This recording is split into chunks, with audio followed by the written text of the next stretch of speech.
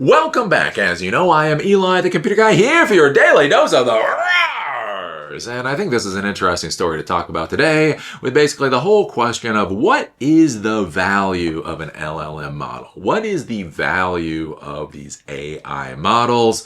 And are we going to have a lot of AI companies basically go belly up? This is one of the things I've been talking about for a while. We're basically, at this point, we have these frontier models that are coming out, and they're getting better and better and better and better and better.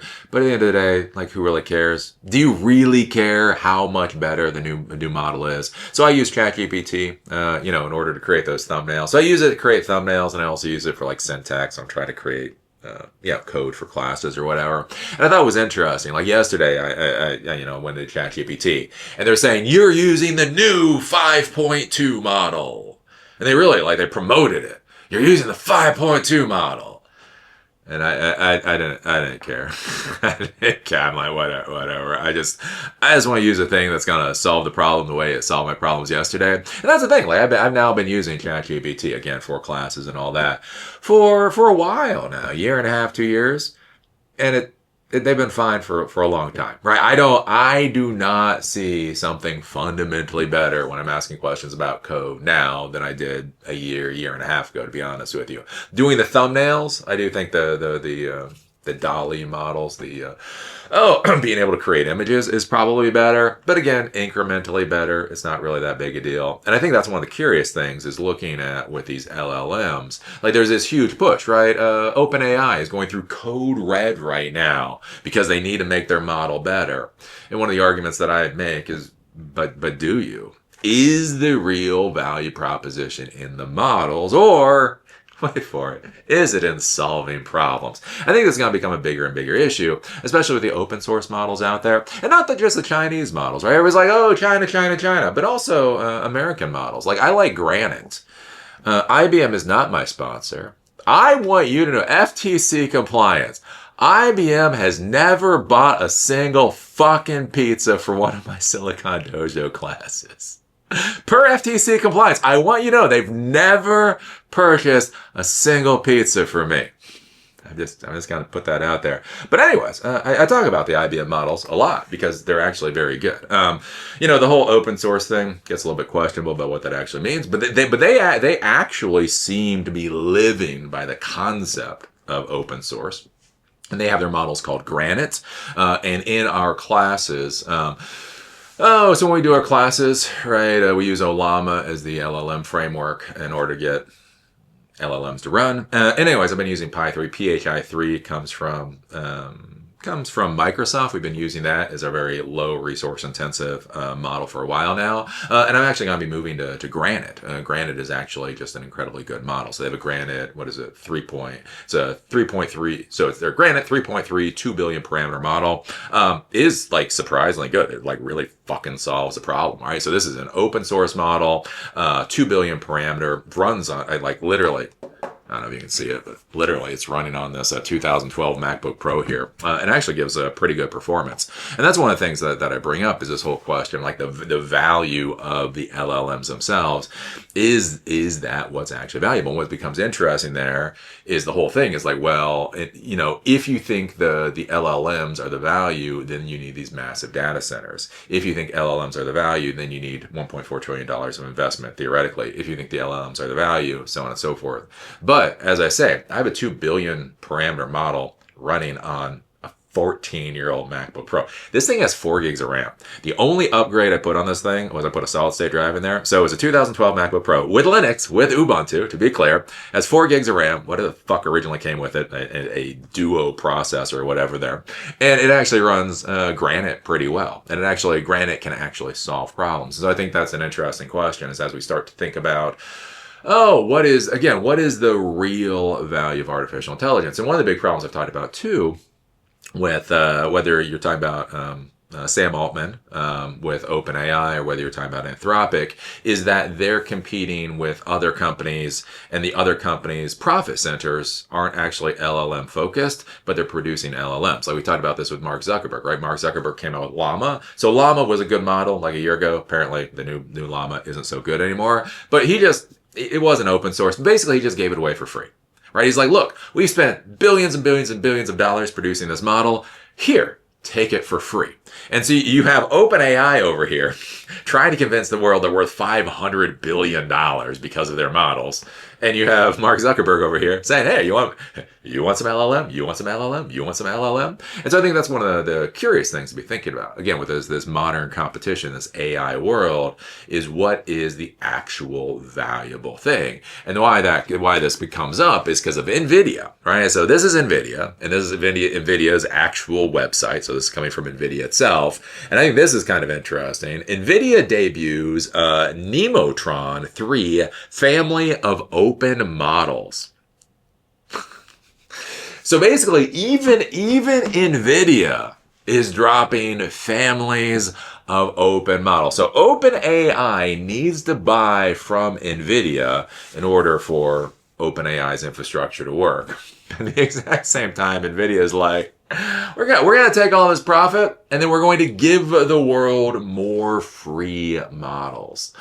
And I think this will be curious to see where this goes for businesses in the future. And this is why I get so angry at the idea of OpenAI being worth $500 billion. This is why I get furious at these syphilitic bastards trying to pretend that they're going to get a $1 trillion IPO, though they might get a $1 trillion IPO, but it's going to be absolutely stupid. Is basically, think about these value propositions. Think about how much value OpenAI is trying to put on their models, like just hundreds of billions of dollars. And then everybody else is giving away these damn things for free. And your computer is powerful enough to actually run these models. Again, a 14-year-old computer is running a model that actually works pretty damn well. Anyways, Nvidia today announced the Nvidia Nemotron 3 family of open models, data, and libraries designed to power transparent, efficient, and specialized agentic AI development in cross industries. So I think that's an interesting thing. That is going to be a word we're going to start seeing more and more, is transparent. Whether these systems are transparent or not, they're probably not going to be, but they're going to put the word in the branding, because that's a big issue that's coming up right now, especially with agentic AI, the whole idea that you're going to have an agent that uses artificial intelligence in order to take actions for your behalf. So a big question is, why did they decide to take the actions that they took? So transparency is going to be important. The Nemotron 3 models, the nano, super, and ultra sizes, introduce a breakthrough hybrid latent mixture of experts architecture that helps developers build and deploy reliable multi-agent systems at scale. As organizations shift from single model chatbots to collaborative multi-agent AI systems, developers face mounting challenges, including communication overhead, context drift, and high inference costs. In addition, developers require transparency to trust the models that will automate their complex workflows. Nemotron 3 directly addresses these challenges, delivering the performance and openness customers need to build specialized agentic AI. And then think about that, right? So Nvidia is coming out and saying delivering the performance and openness customers need to build specialized agentic AI. So think about it, right? Anthropic has proprietary AI, closed AI. OpenAI has closed AI. Meta, for some reason, their new avocado model, that's going to be closed AI. And so Nvidia is coming out and saying that these things should be open. Quote, open innovation is the foundation of AI progress, said Jensen Huang, founder and CEO of Nvidia. Quote, with Nemotron, we're transforming advanced AI into an open platform that gives developers the transparency and efficiency they need to build agentic systems at scale. Nvidia Nemotron supports Nvidia's broader sovereign AI efforts, with organizations from Europe to South Korea adopting open, transparent, and efficient models that allow them to build AI systems aligned to their own data, regulations, and values. And again, that's going to be another big thing beyond transparency is the whole sovereignty. So the idea that your entire tech stack resides within one regulatory environment, that's going to be a big thing going forward. And so basically that is what Nvidia is trying to sell with this stuff. So it'll be kind of curious to see where this goes in the future as these AI companies start trying to eat each other, right? Because it's a fraud, right? We are not in an AI bubble. We are in an AI fraud. This is all garbage, right? It is simply not worth the amount of money they say it's worth. It's not that it's not valuable. It's not that it's not even not world changing. but it's not worth that much money.